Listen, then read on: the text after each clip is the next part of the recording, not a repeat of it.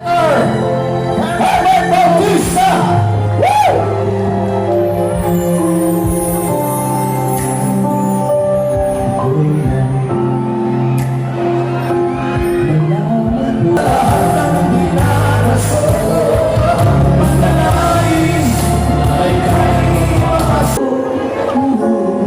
Ladies and gentlemen, DJ J! Sandy Santiago! Thank you! Salamat ulit.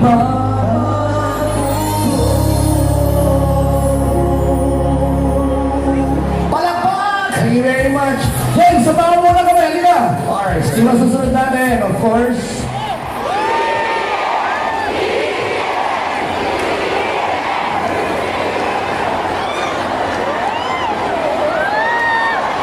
Bago natin pakausapin, siyempre mga kaibigan, gusto lang po natin bugyan muna muli ng isang masigabong palakpakan na may kasamang hiyawan for Senator Winnie Gatchalian!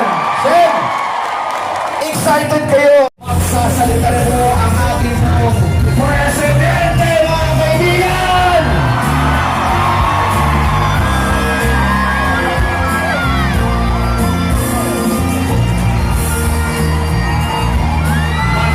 Mataas ang energy ng Dagupan! Isang magsat!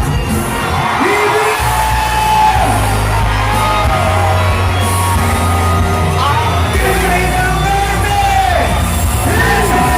Ferdinand Marcos Jr.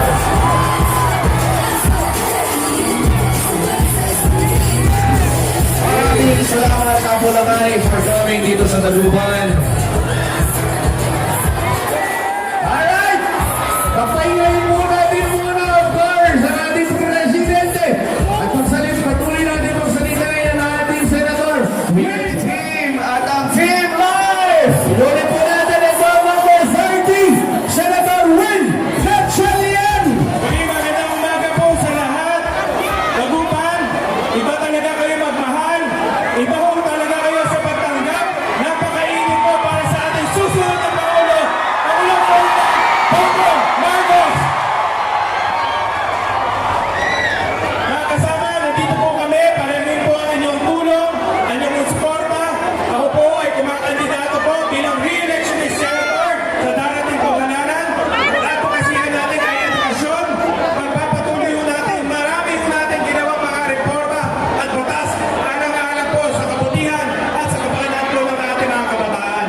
Isa na dyan po ay pagtanggal ng tuition fee sa ating mga pagpublikong kolehiyo at universidad. Magkakaisa. Kailangan mo natin magkaisa para po mas mabilis at tuloy-tuloy po ang pagbangon ng ating bansa.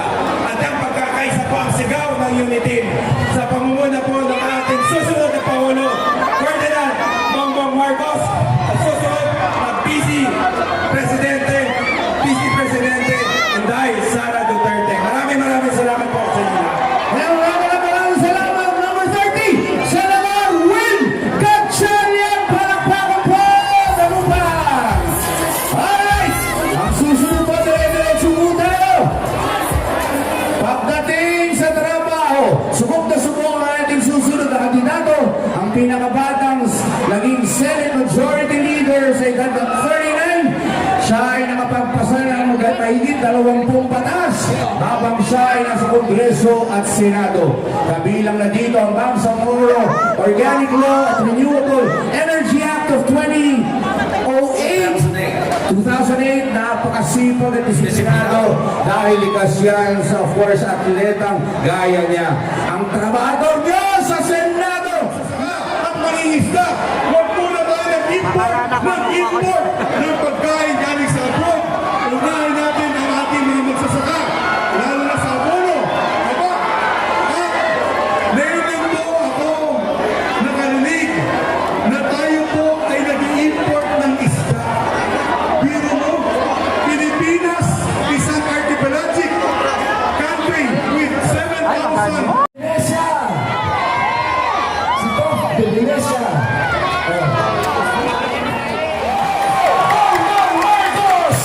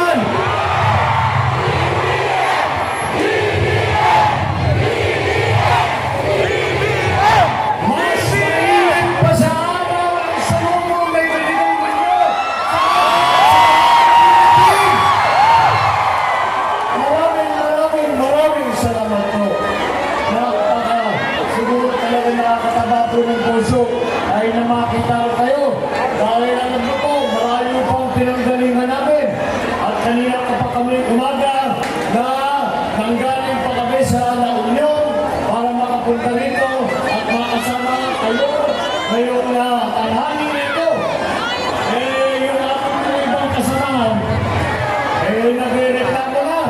Reklamo na. Medyo pagod na kami, ginugutom na kami. Ngunit, nung nakita kayo, nawala ang gutom, nawala ang pagod.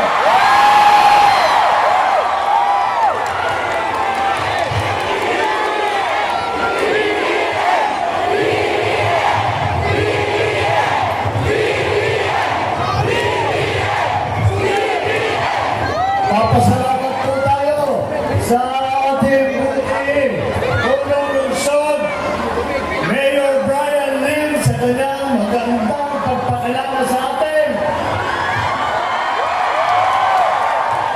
At narinig niyo rin po, alam niyo naman po na ito po ang tinatawag namin na unity.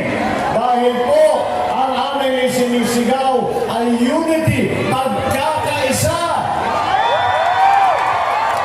At dito sa Dagupan, mukhang naunawaan na talaga ninyo ang ating adhikain ng pagkakaisa. Kaya nandito ngayon tayo, tag-iisa, sumusuporta kay Bongbong, kay Sara at sa buong unity.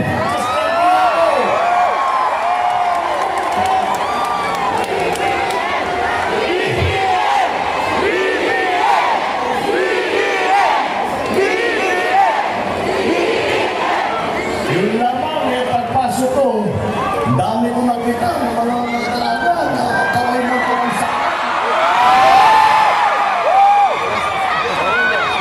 Akala ko, ako na yung hinahanap, si Sandro pa lang ang hinahanap ko.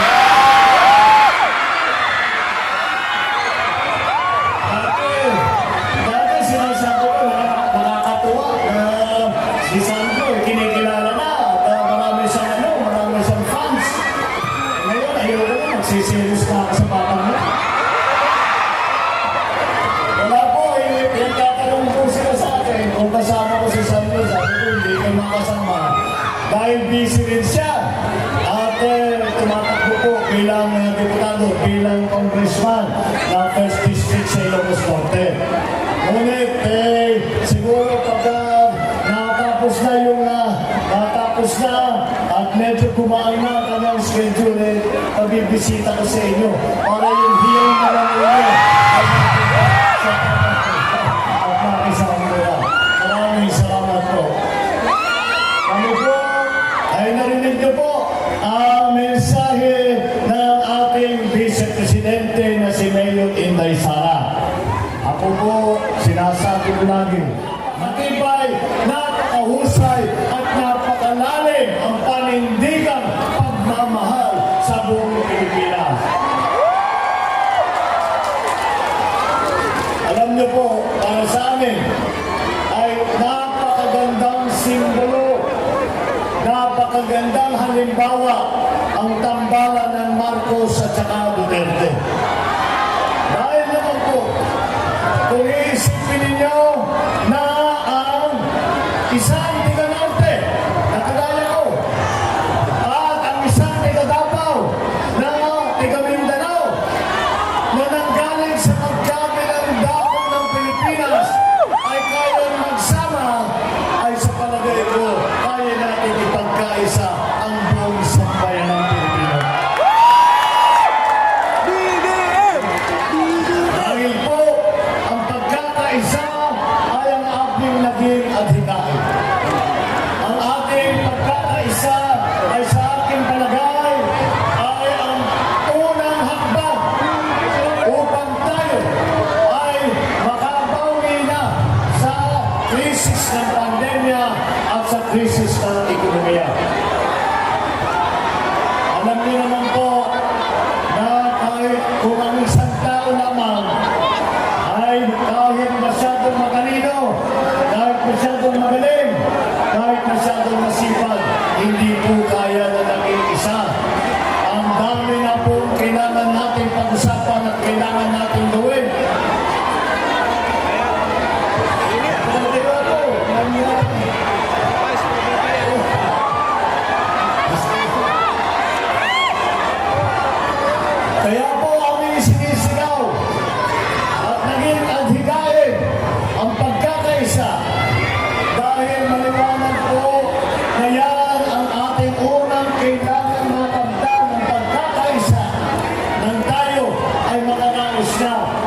maging maganda ulit at bumalik ang buhay ng ating mga kababayan sa mas magandang sitwasyon. Marami po tayong gagawin. Marami po tayong kailangan ayusin na problema na naging nakita natin pagkukulang dito sa pandemya kung saan tayo ay nakalubog pa. Sisigit mo Marami po kailangan po natin tulungan ang ating mga maliliit na negosyante. Kailangan po natin ang pag-ayos ng ating agrikultura. Kailangan po natin buhayin ulit ang industriya ng turismo. Patuloy ang ating infrastruktura na sinimulan ni Pangulong Duterte sa Build Program. Isama na rin natin dyan ang digital infrastructure, yung ating internet, ang ating edukasyon. Marami po tayong kailangan gawin. Kaya naman po, kung sasabihin natin ay tayo ay aasa lamang sa pamahalaan, sa gobyerno, ay hindi naman po kaya siguro ng gobyerno lamang. Kung tayo ay aasa lamang sa ating mga kaibigan na mayayaman na korporasyon, ay talagay ko rin, hindi kung sila lang, ay hindi nila kaya maayos lahat ng problema. Ngunit, malakas po ang loob ko na makapagsabi na pag ang Pilipino ay ipinagsama-sama mo ang galing, ang sipag, at ang bait at pagmamahal ng ating mga kababayan ng tayong lahat ng mga Pilipino, kaya po natin harapin kahit anong hamon, kahit anong kahirapan, kahit anong sakuna, basta tayo ay nagkakaisa.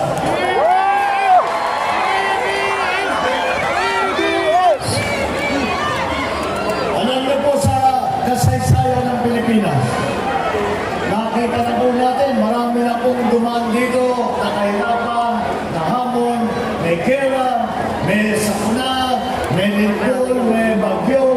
Ngunit, lahat po yan ay nakaraos po tayo. At naliwanag na tayo ay nakaraos naman dahil tayo ay nagtulungan.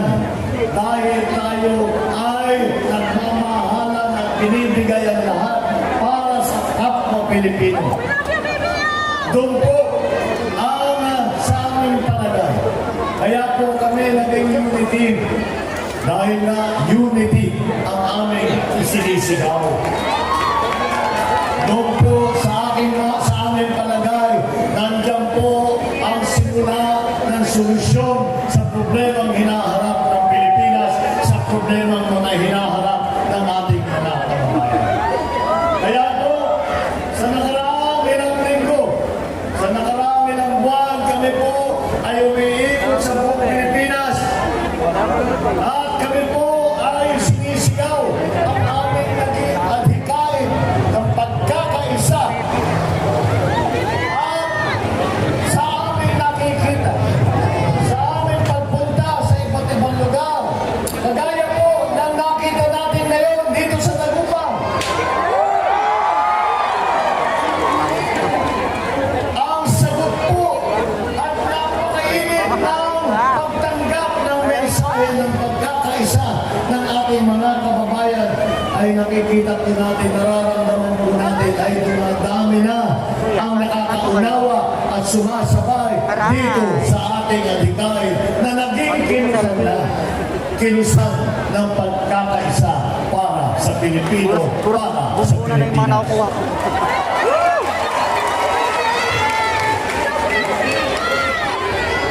DDM, Ay lahat po bumuna pa more. ng aming napuntahan ay nararamdaman po namin ang sagot ng ating mga kababayan dito sa aming mensahe na ang ating adhikain ng pagkakaisa.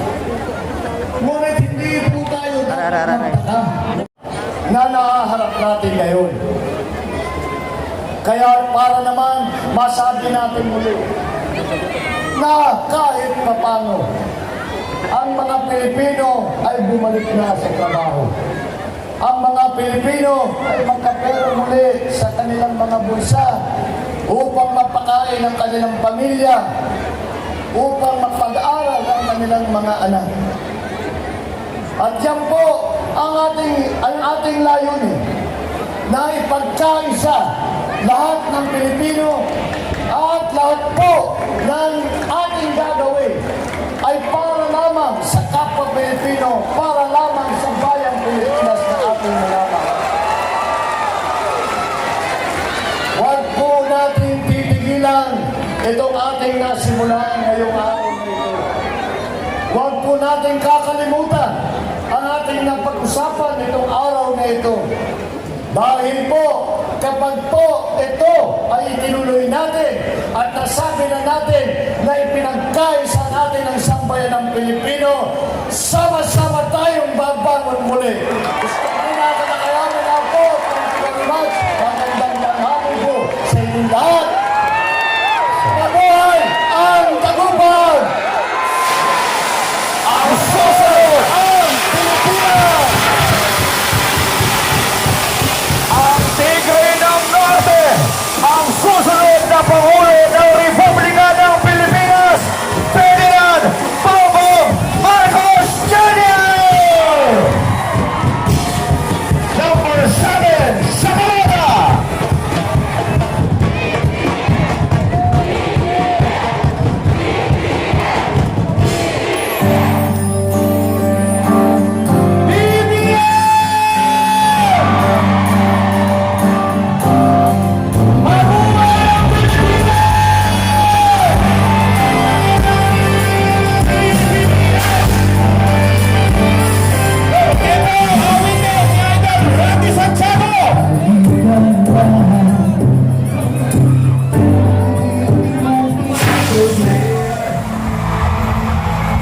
Meron ako kami i-play na AKP para sa iyo, President.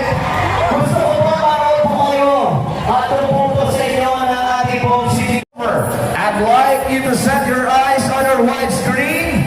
Pwede po kayo mag-video. Share nyo lang po. Hashtag Team Live. Hashtag BBM Sara Unity. Ito na po. Panoodin po natin.